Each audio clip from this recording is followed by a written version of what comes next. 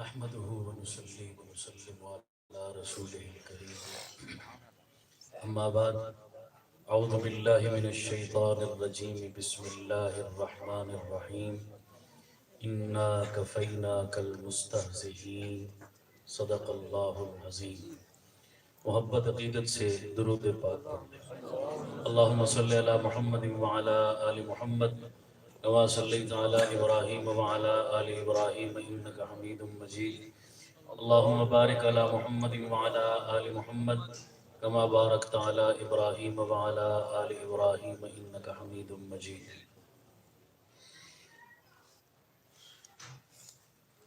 مجھے مجمع کی صورتحال دیکھ کے اندازہ ہو رہا ہے کہ جلسے کے منتظمین نے آپ کو خوب نچوڑا ہے. اب جب آپ کی بس ہوئی پڑی ہے تو انہوں نے مجھے دعوت دے کے بٹھا دیا یہاں. یہ آپ کی بھی آزمائش ہے اور آپ سے زیادہ میری آزمائش ہے. میں سناتا ہوتا ہوں کوئی مولوی صاحب کہیں تقریر کرنے کے لیے کسی جلسے میں چلے گئے.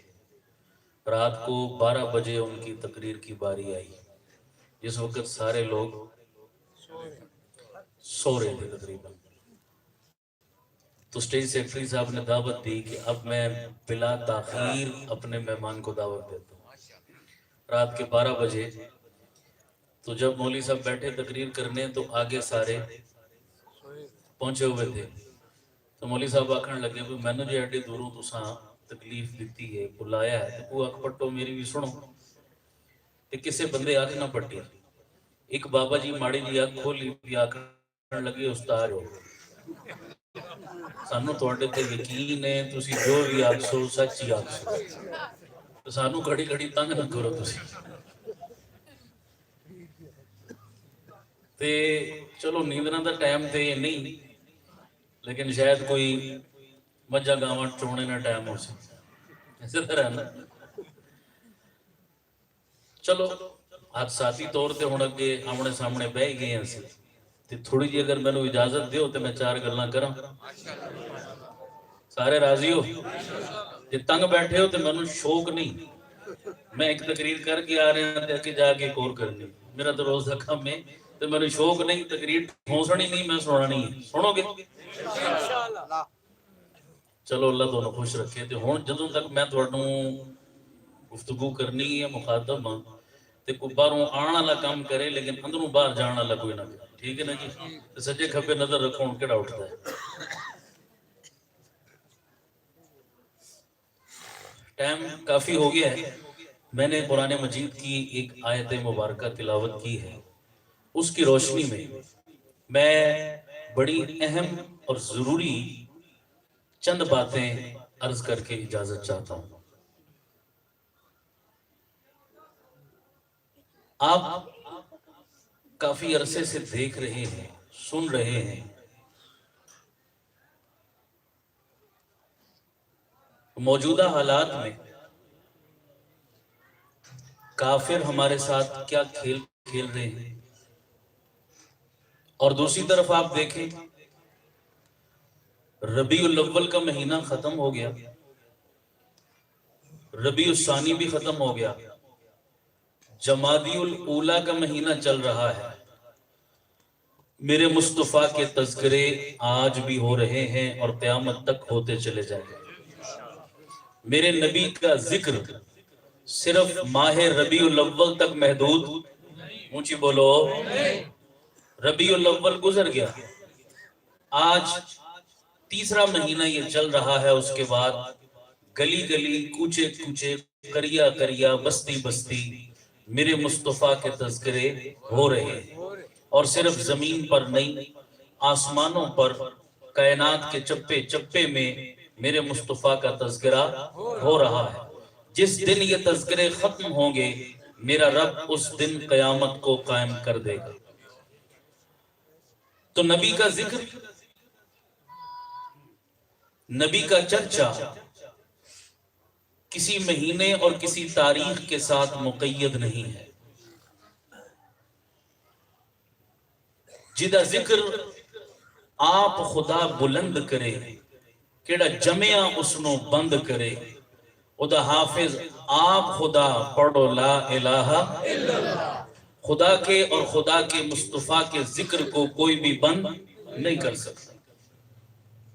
میں حیران ہوتا ہوں، آج دنیا کے کافر ایک صفحے پر الٹی سیدھی ٹیڑھی میڑھی چند لکیریں لگا کر دنیا کو یہ تاثر دینا چاہتے ہیں کہ ہم نے مسلمانوں کے نبی کے خاکے بنائے ہیں، نعوذ باللہ۔ ہر تھوڑے عرصے بعد وہ اس طرح کی حرکت کرتے، چند ٹیڑھی لکیریں لگا کر دنیا کو یہ تاثر دیتے ہیں کہ ہم نے مسلمانوں کے نبی کے خاکے بنائے ہیں۔ دنیا کے بے وقوف اور بدبخت انسانوں، تم میرے نبی کے خاکے بناتے ہو، تم کیا جانو کہ خاکے تو خاکی کے ہوا کرتے ہیں، میرا مصطفیٰ محض خاکی ہی نہیں، وہ تو افلاکی ہے۔ اور خاکے تم کیا بناؤ گے میرے نبی کے؟ میرا نبی تو وہ ہے کہ جس کا ثانی تو خدا نے نہ بنایا، تم کیسے بنا سکتے ہو اس کے خاکے؟ حسینہ جمیلہ دا منہ موڑ دیتا، محمد بڑا رب قلم توڑ دیتا۔ وہ سانچہ ہی خدا نے توڑ دیا، تو جس کا ثانی رب نے نہ بنایا، تم اس کے خاکے بنانے کی کیا جسارت کرتے ہو؟ ساری دنیا کے کافر مل کر اگر چاند پہ تھوکنا شروع کر دیں، اللہ کی قسم اپنا منہ گندا کریں گے، چاند کی چمک اور روشنی میں کوئی فرق نہیں آئے گا۔ ہر تھوڑے عرصے بعد وہ کوشش کرتے ہیں خاکے بناتے ہیں، کبھی کارٹون بناتے ہیں، کبھی فلمیں بناتے ہیں، کبھی مقابلے کرواتے ہیں۔ آپ کے ذہن میں کبھی سوال آیا کہ ہر تھوڑے عرصے کے بعد یہ دنیا کے کافر کسی نہ کسی کونے سے کوئی اس قسم کا کام کیوں کرتے ہیں؟ میں یہ نقطہ بڑا اہم ہے جو سمجھانا چاہتا ہوں، اللہ کرے یہ سمجھ آئے۔ آپ نے نوٹ کیا پچھلے 10 15 20 سالوں سے کہ کافر مسلسل ہر تھوڑے عرصے کے بعد میرے نبی کی توہین اور گستاخی کسی نہ کسی شکل میں کر رہے ہیں۔ اس کی وجہ کیا ہے؟ یہ کام وہ کیوں کرتے ہیں؟ یاد رکھو، دنیا میں بڑی بڑی تہذیبیں آئی ہیں، لیکن ان تہذیبوں نے تھوڑا عرصہ دنیا پہ راج کیا اور اس کے بعد دنیا سے مٹ گئی اور ختم ہو گئی۔ روم کی تہذیب، آل ساسان کی تہذیب 3100 سال تک دنیا پہ راج کرتی رہی ہے، لیکن صدیوں تک راج کرنے کے بعد بھی وہ تہذیبیں مٹنے پہ آئی تو آج دنیا سے ان کا نام و نشان، سارے بولو، مٹ گیا۔ آج ساسانیوں کا نام بھی کوئی نہیں جانتا، رومیوں کا نام بھی کوئی نہیں جانتا، لیکن اسلام اور مسلمان، اللہ کی قسم 14 صدیاں ان پر گزر چکی ہیں۔ وقتی طور پر ایسے حالات آئے ہیں کہ ایک خطے اور ایک علاقے سے مسلمانوں کا نام و نشان مٹا دیا گیا۔ وقتی حالات ایسے آئے جیسے آج عراق کا ایک شہر ہے جس کا نام ہے بغداد۔ بغداد کو ماضی کے اندر عروس البلاد کہا جاتا تھا۔ عروس البلاد کا معنی شہروں کی دلہن۔ اتنا آباد شہر تھا کہ اس کو دنیا کے شہروں کی دلہن کہا جاتا تھا، اور لاکھوں کی آبادی ہر دور میں اس شہر کے اندر رہی۔ ایک وقت آیا مسلمانوں کی ایک بڑی تعداد آباد تھی، جب تاتاریوں نے اس پر حملہ کیا اور منگول کا قوم کا قبضہ ہوا بغداد کے اوپر، تو ایسا دور بھی آیا کہ بغداد میں مسلمانوں کا نام و نشان تک مٹا کے رکھ دیا گیا۔ لاکھوں کے حساب سے لاشوں کے ڈھیر، بلکہ مسلمانوں کی لاشوں میں ان کی کھوپڑیاں دھڑ سے الگ کر کے ان کے بڑے بڑے مینار کھڑے کیے گئے۔ منگولوں نے تباہی پھیر کے رکھ دی۔ بالکل بظاہر نظر آتا تھا کہ شاید اس بغداد میں اب قیامت کی صبح تک کوئی اسلام کا نام لیوا اور محمد عربی کا کلمہ پڑھنے والا دکھائی نہیں دے گا۔ وقتی طور پر نشیب و فراز آئے، تاثر یہ ملا کہ شاید اسلام مٹ جائے گا، اسلام ختم ہو جائے گا، لیکن میرے رب کا وعدہ ہے کہ اسلام دنیا میں مٹنے کے لیے نہیں، باقی باطل مذاہب کو مٹانے کے لیے آیا ہے۔ اسلام دنیا میں مغلوب ہونے کے لیے نہیں، غالب ہونے کے لیے آیا ہے۔ اسلام دنیا سے ختم ہونے کے لیے نہیں، چھا جانے کے لیے آیا ہے۔ قیامت کی صبح تک انشاءاللہ یہ مذہب غالب رہے گا۔ وقتی یہ تاثر ملا لیکن میرے رب کی قدرت کا کرشمہ دیکھو، وہی تاتاری، وہی منگول جو مسلمانوں کو مٹانے کے لیے آئے اور اہل ایمان کی کھوپڑیوں سے انہوں نے مینار تعمیر کیے تھے، اللہ نے انہی منگول شہزادوں میں سے ایک کو کلمہ پڑھنے کی توفیق دی، کلمہ پڑھا اس نے، اور وہی تاتاری جو محمد کے دین کو مٹانے آئے تھے، انہی تاتاریوں کی نسل محمد کے دین کی محافظ بن کے کھڑی ہوئی۔ اور علامہ اقبال نے اس موقع پر کہا تھا کہ لوگوں، دنیا کی ہر شراب کے لیے کوئی نہ کوئی پیمانہ چاہیے ہوتا ہے، برتن چاہیے ہوتا ہے، گلاس چاہیے ہوتا ہے، اس برتن میں اس شراب کو ڈالو گے، پھر اپنے منہ سے لگاؤ گے تو وہ شراب تمہیں نشہ دے گی۔ اگر شراب تو بہت اعلیٰ موجود ہے، پینے کے لیے کوئی پیمانہ نہیں، برتن نہیں، تو دنیا کی کوئی شراب تمہیں نشہ نہیں دے سکتی۔ لیکن اسلام کی وہ مے الست، اسلام کی وہ شراب کسی پیمانے کی محتاج نہیں ہے، کسی برتن کی محتاج نہیں ہے، کسی گلاس کی محتاج نہیں ہے۔ یہ جس حال میں پیو گے، جس حال میں کلمہ پڑھو گے، جس حال میں عشق مصطفیٰ میں جیو گے، یہ شراب تمہیں نشہ دیتی چلی جائے گی۔ اقبال نے کہا تھا، دنیا میں کئی قومیں آئی، قومیں مٹ گئی، ان کا کلچر، ان کی تہذیب اور ان کی تعلیمات بھی مٹی۔ اسلام نہ مٹنے کے لیے آیا، نہ ان کی تعلیمات مٹنے کے لیے آئی۔ اقبال کہتا ہے، تو نہ مٹ جائے گا اقوام کے مٹ جانے سے، نشہ میں کو تعلق نہیں پیمانے سے، ہے عیاں یورش تاتار کے افسانے سے، پاسباں مل گئے کعبے کو صنم خانے سے۔ وہ جو بتوں کے پجاری تھے آج اسلام کے نام لیوا بن گئے، وہ جو ہر جائی تھے آج یک جائی بن کے محمد کے دین کے محافظ ہیں۔ تو انہی تاتاریوں سے اللہ نے دین کے پرچم کو بلند کروا دیا۔ تو میں نے کہا اسلام ہر جگہ بولتا ہے، بیڑیوں میں بھی بولتا ہے، ہتھکڑیوں میں بھی بولتا ہے، جیل کی سلاخوں کے پیچھے بولتا ہے، کربلا میں بھی بولتا ہے۔ اسلام بہار میں تو بولتا ہی بولتا ہے، خزاؤں کی رتوں کے اندر بھی دنیا کی کوئی طاقت اسلام کی آواز کو دبا نہیں سکتی، خاموش نہیں کر سکتی۔ تو میں نے کہا دنیا کی کئی اقوام آئی اور مٹ گئی، اسلام جب سے آیا ہے دنیا کی کوئی طاقت اس کو مٹا، اونچی بولو۔ اگلی بات سننا جو میں کہنا چاہتا ہوں، سوال یہ ہے، اسلام تو دنیا میں چھا جانے کے لیے، پھیل جانے کے لیے آیا۔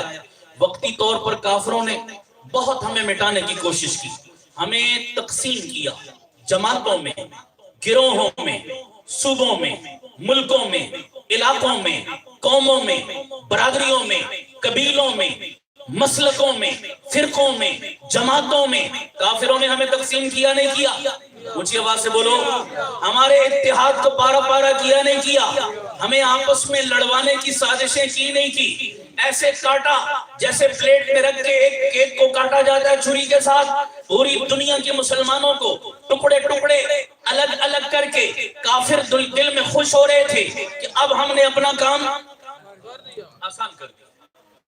لیکن آخر کار کافر یہ سوچنے پہ مجبور ہوا کہ مسلمانوں کو ہم نے اتنے ٹکڑوں میں بانٹا ہے، کئی موڑوں پہ یہ مسلمان پھر اکٹھے ہو جاتے ہیں، وہ کون سی چیز ہے جو ان بکھرے ہوئے مسلمانوں کو اکٹھا کر دیتی ہے؟ اس نقطے پہ غور کرو۔ اس نتیجے پر وہ پہنچے کہ اگر دنیا کے سارے مسلمانوں کو ایک پلیٹ فارم پر اکٹھا کرنے والی کوئی چیز ہے تو اس کا نام محمد کی ذات ہے۔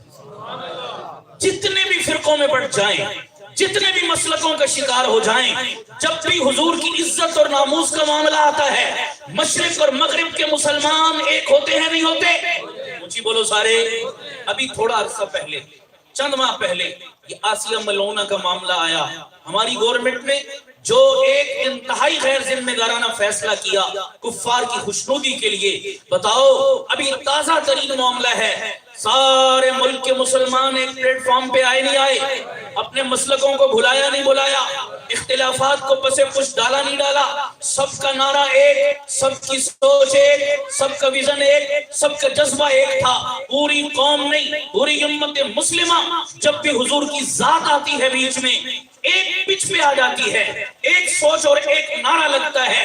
تو آج دنیا کا کافر یہ سمجھتا ہے کہ پوری دنیا کے مسلمانوں کو متحد کرنے والی چیز محمد عربی کی ذات ہے۔ دنیا میں ایک بندے کے چاہنے والے دو ہو جائیں تو دونوں کا آپس میں اتحاد رہتا ہے یا اختلاف؟ نہیں، اختلاف۔ میں عام لوگوں کی بات کر رہا ہوں۔ دنیا میں محبوب ایک ہو، محب دو ہو جائیں تو بتاؤ دونوں کا اتحاد ہوگا یا اختلاف؟ اتنا اختلاف ہوگا، مرنے مارنے کے لیے تیار ہو جائیں گے۔ ایک وقت میں ایک بندہ ایک محبوب برداشت کرتا ہے، ایک سے زائد برداشت نہیں کرتا۔ کائنات میں ایک ذات میرے مصطفیٰ کی ہے جس کے چاہنے والوں کی تعداد مشرق و مغرب میں کروڑوں میں ہے، لیکن یہ ایسی محبت ہے جو دنیا میں جدائی نہیں ڈالتی، ساری دنیا کے مسلمانوں کو محبت کے ایک ہار میں پرو کے رکھ دیتی۔ سمجھ آ رہی نہیں آ رہی؟ حضور کے چاہنے والے پوری دنیا میں۔ تو کافر یہ سمجھتا ہے کہ آج مسلمانوں کو اگر پارا پارا کرنا ہے، ان کے اتحاد کو توڑنا ہے، انتشار میں بدلنا ہے، تو پھر ان مسلمانوں کے دل سے ان کے نبی کی محبت کو بولو بھائی کم کر دو، نکال دو، ختم کر دو۔ جب تک مسلمان کے دل میں اپنے نبی کی عزت اور عظمت موجود ہے، مسلمانوں کو آپس میں بانٹنا ممکن نہیں، تفریق ڈالنا ممکن نہیں، لڑانا مروانا ممکن نہیں، وہ ہمیں اکٹھا نہیں دیکھ سکتے۔ تو جو چیز ہمیں اکٹھا رکھنے والی ہے، آج اس ہستی کو میرے اور آپ کے درمیان متنازع بنا کر کبھی کارٹون بناتے، کبھی خاکے بناتے، کبھی فلمیں بناتے، کبھی مقابلے کرواتے، اس قسم کی وہ حرکتیں کر کے کبھی میرے نبی کی سیرت پہ اعتراض، کبھی میرے نبی کے غزوات پہ اعتراض، کبھی میرے نبی کے جہاد پہ اعتراض، کبھی میرے نبی کی ایک سے زائد شادیوں پہ اعتراض، کبھی میرے نبی کے اصحاب پہ اعتراض، کبھی میرے نبی کے اہل بیت پہ اعتراض، کبھی میرے نبی کی سیرت اور تعلیمات پہ اعتراض، کبھی قرآن مجید کی آیات پہ اعتراض، کبھی دین کے مسلمہ عقائد اور نظریات پہ اعتراض۔ یہ جو ہر طرف سے حملے ہو رہے ہیں، اس کی بنیادی وجہ تاکہ آج کی ایک نئی نسل کا اپنے نبی سے تعلق کمزور ہو جائے۔ مسلمان واشنگٹن اور لندن کو مدینہ منورہ پہ اور خانہ کعبہ پہ ترجیح دینے لگے۔ آج دنیا کے کافروں کی یہ پوری کوشش ہے، اسی مقصد کے لیے آئے دن کو میرے نبی کے خاکے اور کارٹون بناتے ہیں۔ میرا نقطہ سمجھ آیا آپ کو؟ وہ ہمارے دلوں سے ہمارے نبی کی محبت کو کیا کرنا چاہتے ہیں؟ بولو سارے، کم کرنا چاہتے ہیں، ختم کرنا چاہتے ہیں۔ آج کے دور میں میری اور آپ کی ذمہ داری بنتی کیا ہے، اس کو بھی ذرا سنیے گا۔ میں دو حوالے دینا چاہتا ہوں، اس حوالے سے میں پھر اگلی بات کروں گا۔ میں کسی مولوی صاحب کا حوالہ دوں، ہو سکتا ہے ہمارا کوئی لبرل مسلمان بھائی جو دنیا دار مسلمان جس کو علماء سے اتنا تعلق اور نسبت نہیں ہے، وہ کہہ دے او جی مولوی تو جذباتی لوگ ہوتے ہیں، جو ایشو بھی ملک میں اٹھتا ہے اس کو اٹھا کے کسی نہ کسی طرح مذہب سے نتھی کر دیتے ہیں، ہر معاملے کو مذہب سے جوڑ دیتے ہیں۔ ان چیزوں کا مذہب سے کوئی لینا دینا نہیں ہوتا، ملکی معاملات ہوتے ہیں، سیاسی معاملات ہوتے ہیں، مولویوں کا تو اور کام ہی کوئی نہیں ہے، ہر بات کو مذہب سے نتھی کر کے مذہبی کھاتے میں ڈال کے لوگوں کو مشتعل کرتے ہیں، ان کے جذبات ابھارتے ہیں، جو ہے وہ جذباتی تقریریں کر کے۔ میں کسی مولوی صاحب کا نہیں، کسی مذہبی بندے کا حوالہ نہیں دینا چاہتا، میں جن دو شخصیات کا حوالہ دینا لگا ہوں آپ کو، پاکستان کے بانیوں میں ان کا شمار ہوتا ہے، اور نبی کی عزت اور ناموس کے معاملے میں پاکستان کے بانیوں کا نظریہ کیا تھا، ان کی سوچ کیا تھی۔ آج پاکستان میں جن کا نام بڑی عزت، عظمت، ادب و احترام سے لیا جاتا ہے ہر طبقے کے اندر، میں ان شخصیات کو بیچ میں لاتا ہوں، پھر فیصلہ آپ پہ چھوڑتا ہوں کہ مجھے بتاؤ میرا اور آپ کا اور اس نئی نسل کا حضور کی عزت اور ناموس کے معاملے میں نظریہ کیا ہونا چاہیے، سوچ کیا ہونی چاہیے اور طرز عمل کیا ہونا چاہیے۔ دو حوالے میں دینے لگا ہوں آپ کو۔ پہلا حوالہ میں دینے لگا ہوں، ابھی ماضی قریب کی بات ہے، جب پاکستان کا بٹوارہ نہیں ہوا تھا، الگ نہیں ہوا تھا، اس برے صغیر کے دھرتی پر ایک ناپاک شخص جس جو دنیا راج پال کے نام سے جانتی ہے، اس نے میرے نبی کی توہین کی ایک کتاب لکھی جس کو جو ہے وہ رنگیلا رسول کا نام دیا، نعوذ باللہ ثم نعوذ باللہ۔ میرے نبی کی توہین اور گستاخی کی، لاہور کا موچی دروازہ ہے، مسلمانوں میں اشتعال پھیل گیا، ایک بہت بڑا جلسہ منعقد ہوا، امیر شریعت برے صغیر کے عظیم خطیب اور رہنما سید عطا اللہ شاہ بخاری سب کہہ دو رحمت اللہ تعالیٰ نے جو طلاقت لسانی کے بے تاج بادشاہ تھے، عشاء کی نماز پڑھ کے اپنی تقریر شروع کرتے، بیچ میں فجر کی اذانیں ہو جاتی، مجمع دم بخود ایک ٹانگ پہ کھڑے ہو کے ان کی تقریر کو سنا کرتا تھا، اپنے وقت میں اپنی گفتگو اور خطابت میں اپنا ثانی نہیں رکھتے تھے۔ سید عطا اللہ شاہ بخاری کو بلایا گیا جلسے میں، لوگوں کو پتا چلا شاہ جی تقریر کے لیے آ رہے ہیں، لاکھوں کا مجمع امڑ آیا شاہ جی کی تقریر سننے کے لیے، مجمع پورا سکوت طاری ہے، تقریر شاہ جی کی جوبن پر ہے، رات کا آخری پہر ہے، ایک نوجوان ٹانگا چلانے والا باہر سے گزرتا ہے، اس نے دیکھا لاکھوں کا مجمع ہے، اللہ جانے کیا تماشا لگا ہے، عام سا نوجوان، پڑھا لکھا نہیں، علم نہیں ہے، شعور نہیں ہے اتنا، اس نے کہا چلو اتنی دنیا اکٹھی ہے، میں بھی کھڑا ہوں سنوں کیا کہہ رہے ہیں یہ، وہ بھی پچھلے کونے میں آ کر کھڑا ہو گیا۔ شاہ جی نے اپنی جو ہے وہ الفاظ کی شکل میں شعلے برسائے، آگ برسائی، لوگوں کے ضمیر کے دروازے پہ دستک دی، لوگوں کی غیرت ایمانی کو جھنجھوڑا، عشق مصطفیٰ کے جذبات میں ہلچل پیدا کی۔ شاہ جی کے الفاظ نہ تھے، ایک جو ہے وہ شعلہ نوائی تھی، سارا مجمع آگ بگولا ہو گیا۔ وہ پچھلے کونے میں ٹانگا چلانے والا ان پڑھ سا نوجوان تھا، لیکن اس کے سینے میں بھی عشق مصطفیٰ کی چنگاری موجود تھی۔ جب اس نے شاہ جی کے الفاظ سنے کہ ایک بدبخت نے اس طرح 14 صدیوں کے بعد میرے نبی کی توہین کی کتاب لکھی ہے، اس نوجوان سے برداشت نہ ہوا، یہ سنا نہ گیا، وہیں انہی قدموں سے الٹا واپس ہوا، اپنے گھر گیا، ایک رسی اٹھائی، ایک کدال اٹھایا، ایک کلہاڑا اٹھایا، سیدھا چلا گیا۔ راجپال صحافی تھا، لکھنے پڑھنے سے اس کا تعلق تھا، اس نے اپنے ایک دفتر بھی بنا رکھا تھا جہاں سے وہ اخبار نکالا کرتا تھا۔ وہ پوچھتا راجپال کے دفتر میں پہنچا، رات کے آخری پہر وہ گستاخ رسول سو رہا تھا، دروازہ کھٹکھٹایا، اس نے دروازہ کھولا، اس غازی علم الدین نے سوال کیا، جناب مجھے پتا چلا ہے تم نے میرے نبی کی توہین کی، یہ گستاخانہ کتاب لکھی ہے۔ اس نے کہا جناب میں نے بالکل لکھی ہے۔ غازی نے دوسرا سوال نہیں کیا، کلہاڑا لیا، وار کرنے شروع کر دیے، ہاتھ کاٹے، انگلیاں کاٹی، بازو کاٹے، سر پھوڑا، زبان نکالی، زبان کاٹ کے پھینکی، ایک ایک عضو کا تکہ بوٹی کرنے کے بعد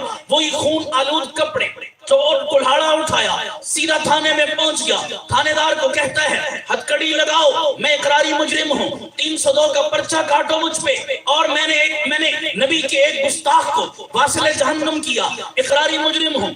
تھانے میں بند کر دیا، لاک اپ میں بند کر دیا، کیس چلنے لگا، انگریز کی عدالت ہے، کیس شروع ہو گیا۔ اب غازی علم الدین 302 کا قیدی ملزم اور مجرم بن کے انگریز کی عدالت میں پیش ہونے کے لیے جانے لگتا ہے تو بانی پاکستان قائد اعظم محمد علی جناح جو پیشے کا وکیل تھا، بیرسٹر تھا، قائد اعظم کو جب پتا چلا ایک عاشق رسول نے عشق مصطفیٰ میں ایک انوکھی مثال رقم کی ہے، ایک گستاخ رسول کو واصل جہنم کیا ہے اور اقراری مجرم بن کر آج جیل کے اندر پہنچ گیا ہے، قائد اعظم کو پتا چلا، قائد اعظم انہی قدموں پہنچے، دوڑے گئے اور غازی علم الدین کو جا کر کہا غازی مجھے پتا چلا تو یہ کام کر کے آیا۔ ہاں میں نے یہ کام کیا ہے۔ قائد اعظم محمد علی جناح نے کہا پھر بے غم ہو جا، تیرا کیس میں لڑوں گا، تیرا مقدمہ میں لڑوں گا، تیری جنگ عدالت میں میں لڑوں گا، تجھے پھانسی کے پھندے سے میں چھڑواؤں گا۔ ہاں پیغمبر کی عزت اور ناموس کے معاملے میں بانی پاکستان کی سوچ کیا تھی اور آج کے حکمرانوں کی سوچ کیا ہے؟ قائد اعظم پیغمبر کے گستاخ کو قتل کرنے والے کو بچانا چاہتا ہے، آج کا حکمران پیغمبر کے گستاخ کو قتل کرنے والے کو پھانسی کے پھندے پہ لے جانا چاہتا ہے، غیر ملکی آقاؤں کو خوش کرنے کے لیے۔ تو چلو مولویوں کی بات تو تمہیں چبھتی ہی ہے، کم از کم بانی پاکستان کی ان سوچوں کا اور ان نظریات کا ہی حیا کر لو، شرم کر لو کچھ۔ قائد اعظم نے کہا تیرا مقدمہ میں لڑوں گا غازی، تجھے فکر کرنے کی ضرورت نہیں، تو ایک میرا چھوٹا سا کام کر دے۔ غازی نے پوچھا کیا کام ہے؟ قائد اعظم محمد علی جناح نے کہا کل جب تو انگریز کی عدالت میں پیش ہو، جج کے سامنے جائے، جج تجھ سے پوچھے تو نے قتل کیا ہے، تو کہنا ہاں قتل تو میں نے کیا، لیکن جب میں قتل کر رہا تھا اس وقت میں ہوش و حواس میں نہیں تھا، میں جذبات میں مغلوب تھا، جذبات میں ڈوبا ہوا تھا، جذبات مجھ پہ غالب تھے، اس لیے میں نے قتل کیا ہے۔ غازی علم الدین بس تو اتنی بات کہہ دینا میں نے جب قتل کیا میں مکمل ہوش و حواس میں نہیں تھا، بس پھانسی کے پھندے سے چھڑوانا میرا کام ہے۔ غازی علم الدین نے جب محمد علی جناح کی اس پیشکش کو سنا آنکھوں سے آنسو جاری ہو گئے، عشق و محبت میں تڑپ اور مچل کے کہنے لگا اے محمد علی جناح ایک ہی تو کریڈٹ ملا ہے مجھے، ایک ہی تو اعزاز ملا ہے مجھے چھیننا چاہتا ہے. کعبے کے رب کی قسم زندگی میں ایک ہی تو کام تھا جو میں نے ہوش و حواس میں کیا ہے. ساری زندگی میری بے ہوشی اور غفلت میں گزری, ایک ہی کام تھا جو ہوش و حواس میں کیا. وہ کریڈٹ بھی مجھ سے چھیننا چاہتے ہو. خدا کی قسم میرے پلے عمل کوئی نہیں, میں بڑا گناہگار سا انسان ہوں. آج دل مطمئن تھا کہ کوئی توشہ تو ہوگا, قیامت میں حضور کے سامنے پیش کر دوں گا, کوئی تو اعزاز ہوگا. وہ بھی مجھ سے چھیننا چاہتے ہو, پلے میرے کیا بچے گا. خدا کی قسم اٹھا کے کہتا ہوں, آج بھی کہتا ہوں, پھانسی کے پھندے پہ بھی کہوں گا میں نے ہی راجپال کو قتل کیا ہے. چنانچہ غازی علم الدین اپنی بات پہ قائم رہا. اسی بات پہ اسے پھانسی کی سزا دے دی گئی. سمجھ آ رہی نہیں آ رہی؟ پہلے اس کی میت امانتاً دفن کی گئی تھی جناب. اس کے بعد ایک جگہ سے دوسری جگہ, میں بات لمبی ہو جائے گی, بات میں نے اگلی کرنی ہے, میں اشارتاً چل رہا ہوں. بڑے ایمان افروز واقعات ہیں اس کے ضمن میں. غازی علم الدین کو شہید کر دیا گیا, پھانسی دے دی گئی. آپ نے ایک جملہ سنا ہوگا جو بطور محاورہ کے بولا جاتا ہے, لیکن میں سمجھتا ہوں عام حالات میں آپ کو اس کی مثال پیش کرنا مشکل ہوگا. وہ مثال کیا, وہ جملہ کیا ہے؟ کہا جاتا ہے عاشق کا جنازہ ہے ذرا دھوم سے نکلے. جملہ سنا ہوگا, عاشق کا جنازہ ہے ذرا دھوم سے نکلے. جملہ تو بارہا سنا ہے. میں آپ سے پوچھوں عملاً اس کی کوئی مثال پیش کرو. کون سے عاشق کا جنازہ ہے جو دھوم سے نکلا؟ آپ شاید مثال نہ پیش کر سکیں. میں مثال دیتا ہوں. غازی علم الدین کی چارپائی آئی جب, لاہور کا مال روڈ گواہ ہے خدا کی قسم, جن لوگوں نے دیکھا انہوں نے بتایا کہ لاہور کا مال روڈ زندگی میں ہم نے دیکھا کہ گھٹنوں گھٹنوں پھولوں کی پتیوں کے اندر لوگوں کی ٹانگیں ڈوبی ہوئی تھی. بارش کر دی لوگوں نے پھولوں کی. توجہ کرنا, میں اگلی بات کہنے لگا ہوں. غازی علم الدین کی چارپائی چھوٹی سی ہوتی ہے. ہر بندے کی خواہش میں کندھا دے دوں, میں چارپائی کو چھو لوں, میں ہاتھ لگا دوں, میرے لیے اعزاز کی بات ہوگی. یارو بعض جنازے ایسے ہوتے ہیں جس میں بندہ جاتا ہے میت کی بخشش کروانے کے لیے, اور بعض جنازے ایسے ہوتے ہیں جس میں جنازہ پڑھنے والوں کی خدا بخشش کر دیتا ہے, جنازے میں جانے والوں کی. غازی علم الدین وہ خوش نصیب, سڑکیں بھری ہوئی ہیں, کنارہ نہیں ملتا جنازے کی شرکا کا. کئی 6 میل لمبے بانس باندھے گئے جنازے کی چارپائی کے ساتھ, 6 میل لمبے بانس, تاکہ لوگ خواہش پوری کر لیں. کندھا دینے والی, پھر بھی خواہش پوری نہ ہوئی. علامہ اقبال زندہ تھا, اقبال کو پتا چلا, غازی علم الدین کو پھانسی دے دی, شہادت کا تمغہ سجا گیا. اقبال کتنا بڑا آدمی, مشرق و مغرب میں جس کے علم کا سکہ چلتا تھا, دنیا جس کے سامنے عقیدتیں اور محبتیں نچھاور کیا کرتی تھی, وہ اتنا بڑا حکیم الامت کا لقب پانے والا انسان, جب پتا چلا غازی کا جنازہ آ رہا ہے, اقبال بچوں کی طرح دوڑ پڑا, دیوانوں کی طرح چلا گیا. کسی کے گوڑے پکڑتا ہے, کسی کے پاؤں پکڑتا ہے, کسی کے سامنے ہاتھ جوڑتا ہے, کسی کی ٹھوڑی پکڑ کے اللہ رسول کے واسطے دیتا ہے. اور میں اقبال ہوں, اگر مجھے جانتے پہچانتے ہو, اللہ رسول کا واسطہ, میں آگے جانا چاہتا ہوں, مجھے اس خوش نصیب کی چارپائی تک رسائی دے دو, مجھے رستہ دے دو, میں کندھا دینا چاہتا ہوں. اقبال دھکے کھاتا, وہاں سے گرتا پڑتا, جوتے بھی اتار دیے, دوڑا چلا گیا. بڑی مشکلوں کے بعد اقبال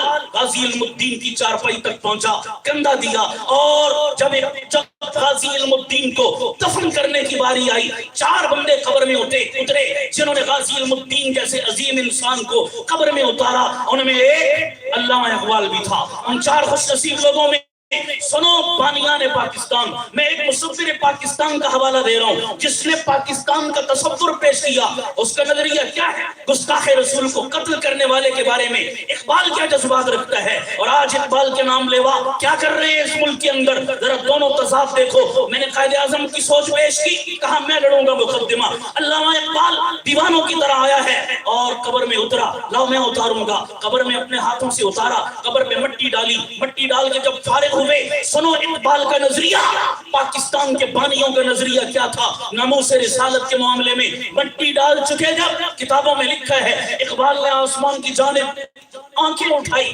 اور آنکھوں سے آنسوں کی برسات کر دی, اور اقبال کہنے لگا, مولا میں تجھے گواہ بناتا ہوں اور اس مجمع کو بھی گواہ بناتا ہوں. لوگوں سنو, اسی گلاں کردے رہ گئے تے ترکھانہ دا بچہ بازی لے گیا.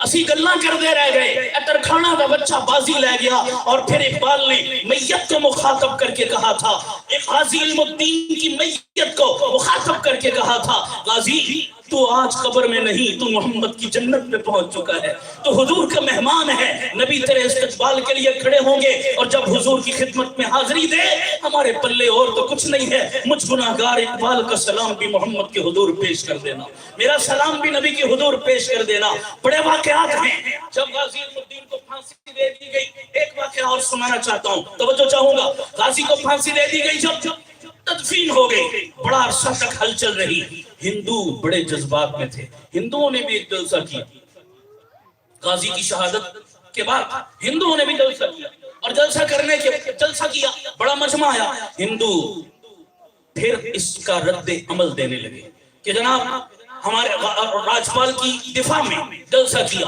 بڑی باتیں کی، گستاخی پر مبنی، سارے ہندو بیٹھے ہوئے تھے، بیچ میں ایک مسلمان بھی تھا، ہندو خوش تھے، اپنے گھر میں تو بلی بھی شیر ہوتی ہے، انہوں نے کہا چلو ہم شور مچا سکتے ہیں جو مچائیں، انہوں نے بڑی باتیں کی کے خلاف۔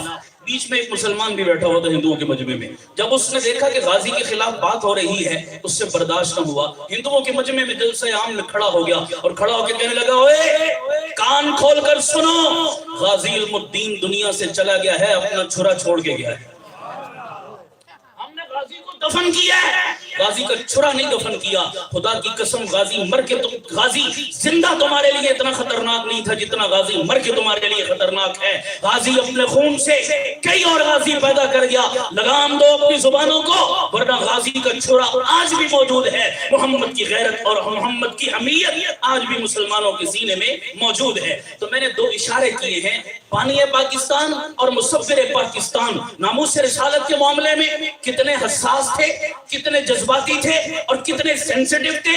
آپ کو میں نے ایک مثال پیش کی، اور کئی مثالیں میں پیش کر سکتا ہوں لیکن وقت نہیں ہے۔ مسلمانوں، آج بھی دنیا کا کفر یہی کچھ کر رہا ہے، نہیں کر رہا جو ماضی سے کرتا چلا آیا۔ میرے اور آپ کے سینوں سے حضور کی محبت، بولو بولو۔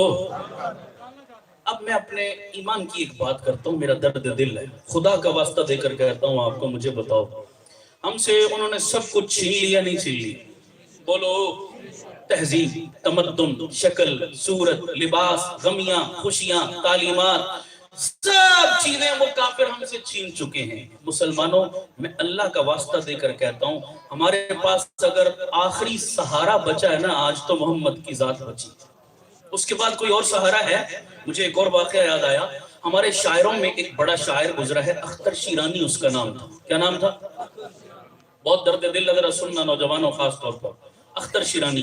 شاعر لوگوں کا عام طور پر مزاج ہوتا ہے، جو دنیا دار قسم کے شاعر ہوتے ہیں نا، ان کا مزاج نمبر ایک، یہ اپنے جیسا کسی اور کو شاعر ماننے کے لیے تیار، کہتے ہیں جیسا میں شاعر ہوں ویسا کوئی نہیں۔ دوسرا، شراب بڑے شوق سے پیتے ہیں، سمجھ آ رہی نہیں آ رہی؟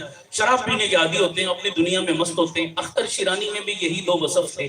نمبر ایک، اپنے مقابلے کا کسی کو شاعر نہیں مان دو، شراب گھٹی میں پڑی تھی، بہت پیتا تھا پانی کی طرح، دوستوں یاروں کی محفل میں بیٹھا اور خوب شراب پی اس نے۔ جب شراب پی اور عقل سے باہر، قابو سے باہر ہو گیا جناب معاملہ، تو بیٹھے بیٹھے شاعروں کا تذکرہ چھڑ گیا۔ کسی نے اختر شیرانی کے سامنے علامہ اقبال کا نام لیا، کیسا شاعر تھا؟ اس نے کہا وہ کوئی شاعر تھا، اس کو تو شاعری کی الف بے بھی نہیں آتی۔ مرزا غالب کا نام لیا، اس نے کہا وہ تو میرے بچوں کی جگہ ہے۔ فلانے فلانے شاعر، اس نے کہا سب ریجیکٹ ہے، میرے جیسے شاعر کوئی نہیں۔ اب وہ نشے میں تھا، ویسے بھی اس کو ہوش ہی کوئی نہیں، جس شاعر کا نام لیں اسی کو ریجیکٹ کر دے، جس کا نام لیں اسی کو لکیر پھیر دے۔ ایک اس کے دوستوں میں عیسائی بھی بیٹھا ہوا تھا مجمع میں، اس نے کہا موقع بڑا اچھا ہے، لگے ہاتھوں میں اس سے فائدہ اٹھا لو۔ اختر شیرانی مسلمان ہے، دوست عیسائی ہے، دوست کے دل میں نیت خراب ہوئی، اس نے کہا چلو یہ سب کو ریجیکٹ کر رہا ہے تو میں اسی حال میں نبی کا نام لوں گا تو نبی کو بھی نعوذ باللہ نشے میں ہے نا، جب یہ خود نبی کو ریجیکٹ کرے گا تو مجھے پروپیگنڈا کرنے کا موقع مل جائے گا کہ آج تو مسلمانوں نے اپنے نبی کو ماننے سے انکار کر دیا۔ جب اقبال کوئی نہیں، غالب کوئی نہیں، فلاں کوئی نہیں، وہ عیسائی دوست کہنے لگا شیرانی صاحب آپ کا اپنے نبی کے بارے میں کیا خیال ہے؟ سوال کیا، دل میں تھا ریجیکٹ کرے گا، آپ کا اپنے نبی کے بارے میں کیا خیال ہے؟ اوہو، کتابوں میں لکھا ہے، یہ بات سننے کی دیر تھی، نشے میں ڈولتا ہوا اختر شیرانی، نام کا ہی مسلمان تھا، دل کے کسی کونے میں سے عشق مصطفیٰ کی چنگاری موجود تھی۔ خدا کی قسم کتابوں میں لکھا ہے ایسے نشے میں ڈول رہا تھا، یکدم اس کا چہرہ غصے سے لال سرخ ہو گیا، آنکھوں سے ہزاروں قطار آنسو جاری ہو گئے اس کے، اور کچھ ہاتھ نہ آیا تو سامنے وہی شراب کی بوتل جو ٹیبل پہ پڑی تھی وہ اٹھائی اور سوال کرنے والے کے منہ پہ دے ماری، اور شراب کی بوتل اس کے منہ پر مارنے کے بعد چیخنے لگا، رونے لگا اور رو کر کہنے لگا، اوے بدبختو، میں شرابی ہوں، میں برا ہوں، میں گناہگار ہوں، میرا ایک آخری سہارا میرے اس امید میں جی رہا ہوں، میرے پلے عمل کوئی نہیں، قیامت میں کالی کملی والے کی نظر کرم پڑ جائے گی، میری بخشش کا ذریعہ بن جائے گا، اور بدماش مجھ سے میرا آخری سہارا بھی چھیننا چاہتا ہے، مجھ سے میرا آخری سہارا بھی چھیننا چاہتا ہے، دفع ہو جا، میری نظروں سے دور ہو جا۔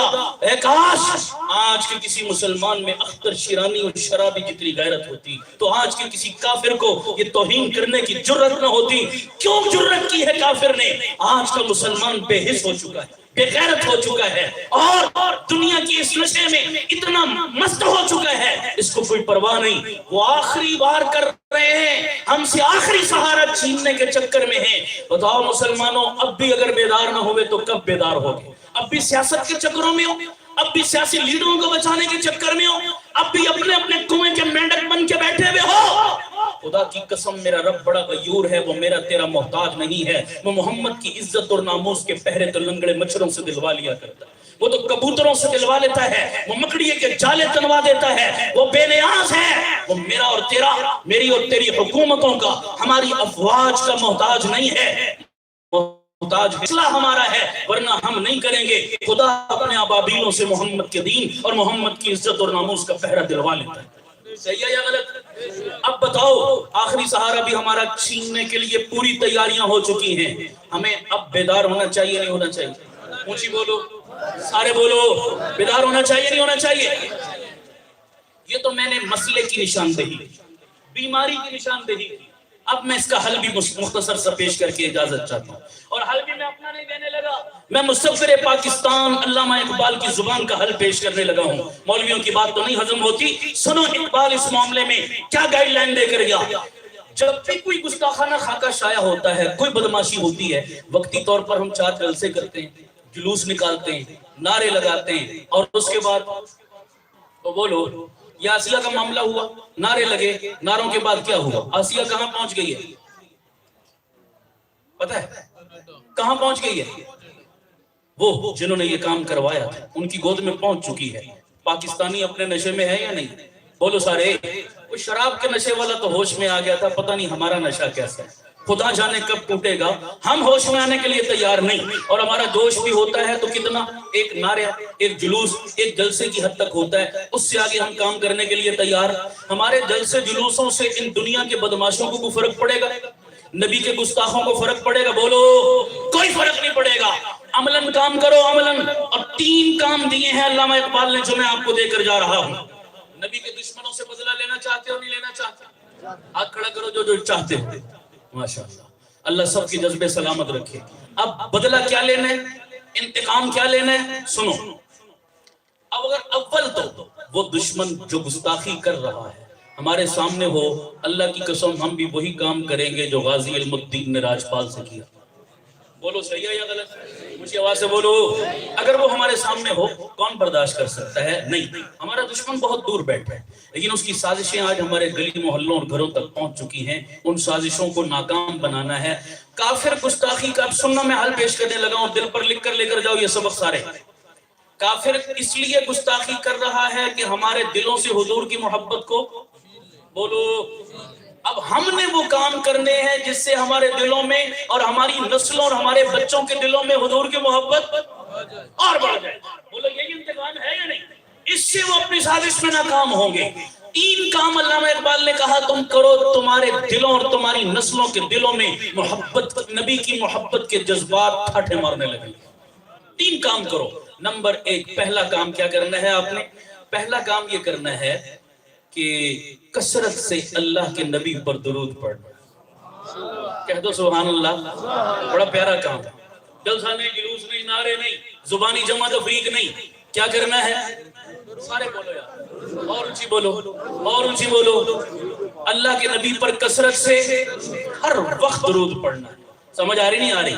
یہ درود ایسا نسخہ ہے، اس کے بے شمار فائدے ہیں، وقت نہیں میں گنواؤں، ان میں سب سے بڑا فائدہ یہ ہے کہ جس نبی پر درود پڑھو گے اس نبی کی محبت تمہارے دل میں بڑھتی چلی جائے۔ تجربہ کر کے دیکھ لو، تجربہ کر کے دیکھ لو۔ میں نے پچھلے سال میں مثال دیتا ہوں ساتھیوں کو، ربیع الاول کا مہینہ آیا، میں نے کہا یار حضور کے میلاد کا مہینہ ہے، سمجھ آ گیا، اپنے نبی کو کوئی تحفہ نہ پیش کریں، اپنے محلے کے نمازیوں سے ساتھیوں سے وہ اپنے نبی کو کوئی تحفہ نہ پیش کریں یار۔ کہا جی بالکل پیش کریں، لیکن نبی کے شایان شان ایسا کون سا تحفہ ہے جو ہم دے سکتے ہیں، ہم پیش کر سکتے ہیں؟ میں نے کہا ہے کیوں نہیں؟ کہنے لگے کون سا؟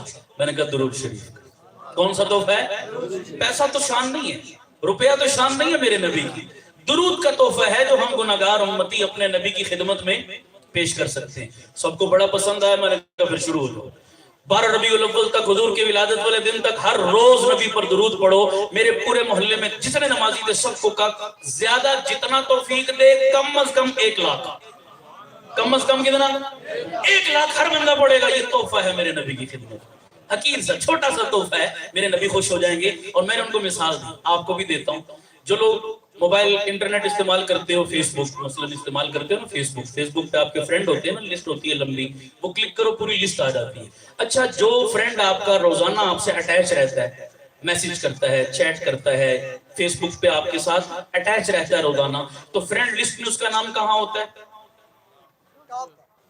بولو یار۔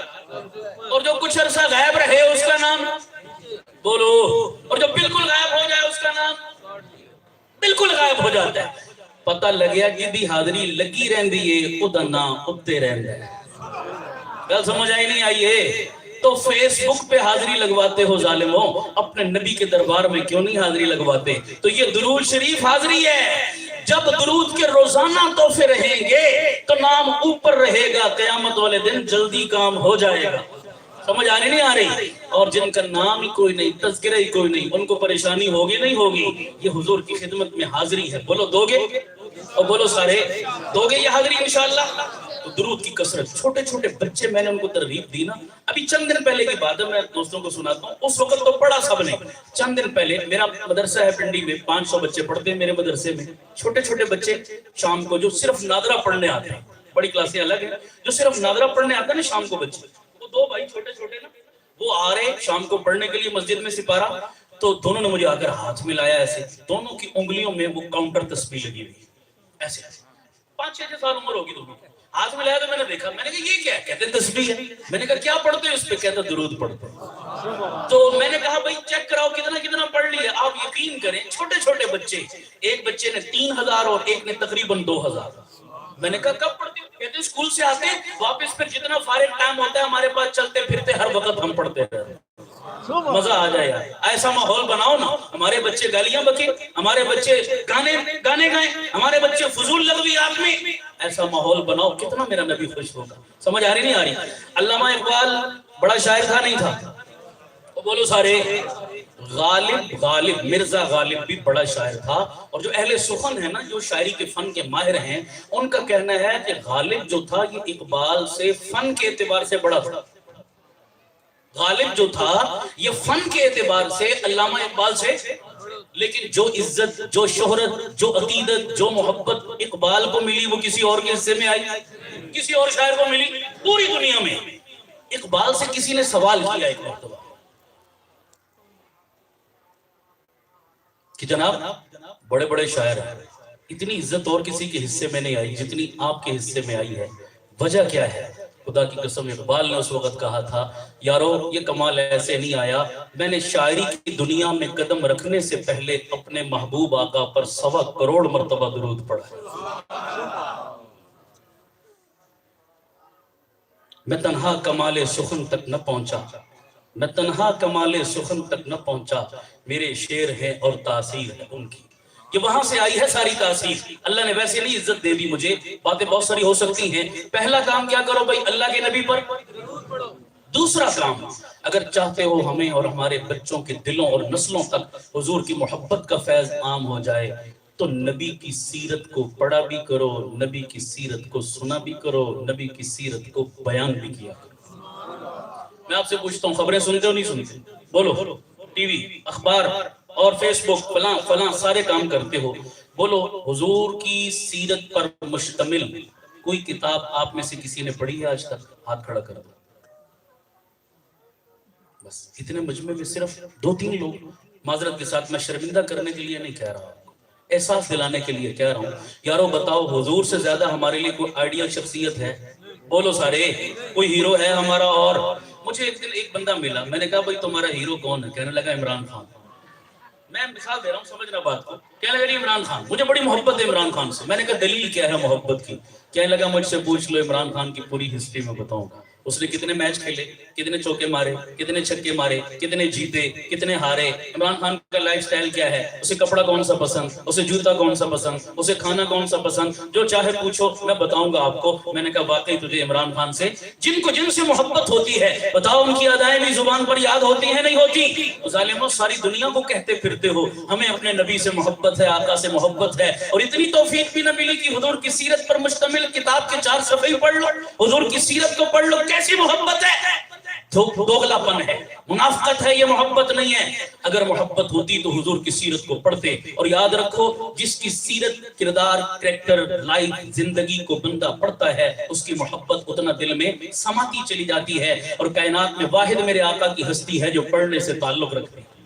ہر چیز میں نمونہ ملے گا. یارو کیوں مارے مارے پھرتے ہو؟ بچوں کے باپ ہو نمونہ، بیویوں کے خامن ہو نمونہ، شاگردوں کے استاد ہو نمونہ، مریدوں کے پیر ہو نمونہ، حاکم وقت ہو نمونہ، نجی زندگی، اجتماعی زندگی، تمام کاموں میں نمونہ ہے یا نہیں؟ اونچی بولو سارے. تو آج کے بعد حضور کی سیرت پڑھو گے؟ اونچی بولو. 2 کتابوں کے نام بھی بتانے لگا ہوں آپ کی رہنمائی کے لیے، بچوں کے لیے بھی بڑوں کے لیے بھی، تاکہ آپ کو کتاب خریدنے میں آسانی ہو. مستند کتاب پڑھو، اپنے مولانا صاحب سے کہو آپ کو منگوا کر دیں. ایک کتاب بڑے بندے، اگر حضور کی سیرت کو شارٹ کٹ پڑھنا چاہتے ہو تو نوٹ کر لو. شارٹ کٹ ایک ہی بک میں حضور کی سیرت جامع انداز میں آ جائے. کتاب کا نام ہے اسوہ رسول اکرم. کیا نام ہے؟ اسوہ رسول اکرم. اس کے مصنف ہیں ہمارے پاکستان کے بہت بڑے عالم دین، اللہ والے بزرگ، حضرت مولانا ڈاکٹر عبدالحی عارفی رحمۃ اللہ علیہ اس کے مصنف ہیں. آپ شارٹلی پڑھنا چاہتے ہیں یہ پڑھیں. آپ کا دل چاہتا ہے میں اپنے آقا کی سیرت کو ڈیٹیل کے ساتھ پڑھوں، تفصیل کے ساتھ پڑھوں، جو عوام کے لیے عام فہم انداز میں لکھی گئی. اس کتاب کا نام ہے سیرت مصطفیٰ. اس کے مصنف ہیں حضرت مولانا ادریس کاندلوی رحمۃ اللہ علیہ. آپ ڈیٹیل میں پڑھنا چاہیں تو اس کتاب میں آپ کے لیے رہنمائی موجود ہے. آپ چاہتے ہیں میرا بچہ ہے، اور علامہ اقبال نے یہ کہا تھا اپنے بچوں پر رحم کرو، اپنے بچے کو بالغ ہونے سے پہلے محمد کی سیرت مکمل پڑھا دیا. کیا بات کی ہے خدا کی قسم. ٹارزن، سپرمین، سپائیڈر مین، پتہ نہیں کیا کیا بکواسات پڑھاتے ہو، جھوٹ کے قصیدے پڑھاتے ہو اپنے بچوں کو. اور فیس بک کے علاوہ کوئی اور بک بھی پڑھ لیا کرو، اللہ توفیق دے دے. تو اقبال نے کہا بچے کو بالغ ہونے سے پہلے ایک مرتبہ مکمل حضور کی سیرت اس کی آنکھوں کے سامنے سے گزار دو. بچوں کے لیے بھی ہمارے علماء کو اللہ جزائے خیر دے حضور کی سیرت. حضور جہاں بڑوں کے نبی ہیں بچوں کے بھی ہیں یا نہیں ہیں؟ بچوں کے لیے الگ سے لکھی گئی ان کی نفسیات کے مطابق. اس کتاب کا نام ہے سیرت النبی قدم بقدم، اور بچوں کے بڑے مقبول رائٹر اور مصنف ہیں عبداللہ فارانی ان کا نام ہے. ان کی بک لکھی ہوئی ہے سیرت النبی قدم بقدم. حضور کے غلاموں کی سیرت بچوں کو پڑھاؤ. اس کے لیے انہوں نے لکھی ہے خلافت راشدہ قدم بقدم، حضرت ابوبکر، عمر، عثمان، علی. بچوں کے لیے کیا نمونہ ہے ان کی زندگی میں، خلافت راشدہ قدم بقدم. اپنے بچوں کو پڑھاؤ گے؟ بولو سارے، پڑھاؤ گے سارے؟ تیسری چیز اقبال نے بتائی تھی، چاہتے ہو اپنے اور اپنے بچوں کے دل میں حضور کی محبت کا جذبات اور سمندر ٹھاٹھے مارنے لگے تو اقبال کہتا ہے کہ یارو حضور کے حسن و جمال کے تذکرے اپنی محفلوں میں کیا کرو. انسان حسن پرست واقع ہوا نہیں ہوا؟ بولو یار. حسن، ہر چیز کا حسن ہمیں اپنی طرف کھینچتا ہے. وہ حسن آسمان کی بلندیوں کا ہو، وہ سورج چاند ستاروں کا ہو، وہ جناب بہتے جھرنوں کا ہو، وہ بہتے دریاؤں کا ہو، وہ کوئل کی آواز کا ہو، وہ کسی کے خوبصورت چہرے کا ہو، وہ کسی کے قد رانا کا ہو، وہ کسی کی زلف خمدار کا ہو، وہ کسی کے جناب رنگدار جو ہے وہ لبوں کا ہو، وہ کسی کے جو ہے وہ مسکراتے دانتوں کا ہو، وہ کسی کے کمال کا ہو، فن کا ہو، ہنر کا ہو، وہ کسی کی آواز کا ہو. کائنات میں حسن کوئی بھی ہے انسان کو کھینچ ہے، کشش رکھتا ہے اپنے اندر، اور طبی طور پر انسان حسن پرست واقع ہوا ہے. یارو جب ہم بھی حسن کے چاہنے والے ہیں اور کائنات میں حسن کھینچتا ہے، کشش رکھتا ہے اپنی طرف، تو آؤ نا اس کے حسن و جمال کے تذکرے کیوں نہ کریں کہ ساری کائنات کا حسن بھی جس کے دروازے کا پانی بھرتا دکھائی دیتا ہے. حسن چلا ہی جس کے گھرانے سے، حسن کا چشمہ پھوٹا ہی جس کے قدموں سے، اس ذات کے تذکرے۔ اور ایک نسخہ سن لو، میں بات ختم کر رہا ہوں۔ بڑے بڑے سیاسی نسخے سینے میں لے کے چلے جاتے ہیں، میں سینے میں نہیں لے کے جا رہا، میں آپ کو دے کے جا رہا ہوں۔ مجھے بتاؤ، ہر بندہ اس کی کمزوری ہے کہ میں جہاں جاؤں میری عزت ہو، میں جہاں جاؤں لوگ میرا احترام کریں، میں جہاں جاؤں میں چھا جاؤں، میں جہاں جاؤں لوگ جو ہے وہ میں ہر دل عزیز ہو جاؤں۔ چاہتے ہو نہیں چاہتے؟ وہ بولو سارے، ہر بندے کی کمزوری ہے، میں جہاں جاؤں میں عزت پاؤں، ہر ایک کی نظر میں معزز بن جاؤں۔ علماء نے بڑی عجیب بات لکھی، اگر تم کائنات کی نظر میں معزز بننا چاہتے ہو تو تم اپنی محفلوں میں حضور کی حسن و جمال کے تذکرے بیان کرنا شروع کر دو، اللہ زمین و آسمانوں میں تمہاری عزت کے ڈنکے بجوا دے۔ تین کام کر لو بھائی، پھر دہراتا ہوں۔ پہلا کام، سارے بولو۔ دوسرا کام، سیرت النبی پڑھو، سنو، بیان کرو، پھیلاؤ ہر جگہ۔ اور تیسری چیز، حضور کے حسن و جمال کے تذکرے، اپنی محفلوں کو اس سے آباد کیا کرو۔ تین کام کرو گے، اللہ محبت میں اور اضافہ کرے گا، اور جتنی محبت بڑھتی چلی جائے گی، کافروں کی سازشیں، اپنی موت آپ مرتی چلی جائیں گی۔ ہاتھ کھڑا کر کے بتا دو کون کون کرے گا یہ کام انشاءاللہ۔ کل سے نہیں، آج سے شروع کرو گے سارے۔ یار زندہ ملاقات باقی۔ وآخر دعوانا ان الحمدللہ رب العالمین۔